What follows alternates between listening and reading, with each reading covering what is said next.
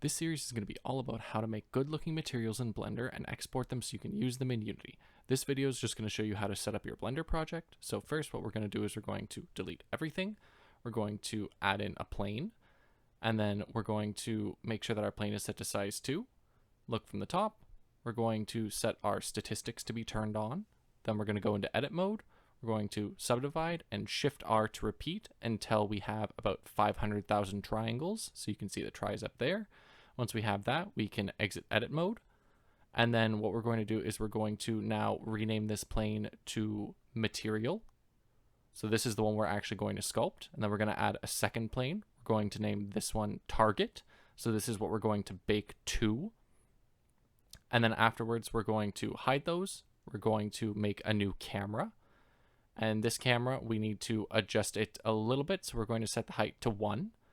And then we're going to go to our output. We're going to set this to our desired texture size, which I'm using 4096 by 4096. This is twice the size of the texture we're actually trying to make. So then we go down to our camera settings, set it to orthographic, and set the orthographic size to the same size as the plane, which was 2. So now it perfectly lines up at the edges. And then with that camera, we're just going to rename this to render camera. Next, we're going to set our renderer settings. So we're going to go to render, and then we're going to change our engine from Eevee to cycles and our device from CPU to GPU. This just makes it faster. If you don't have a dedicated GPU, you can use CPU. Next, we're going to go to shading, and we're going to make a new material. This material, we're going to name our bake material, and we're going to delete the principal BSDF. And then we're going to add in a texture coordinate node. So this texture coordinate node, we're going to take the generated value from it. We're going to separate it.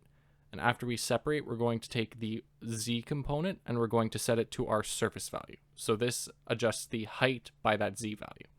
Then we're going to add in an image texture.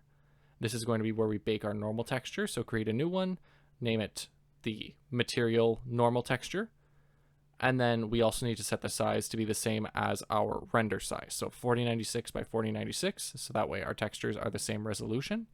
And then just leave that there. That's everything you need to actually get set up here. And then in other videos, I will show you how to make different materials.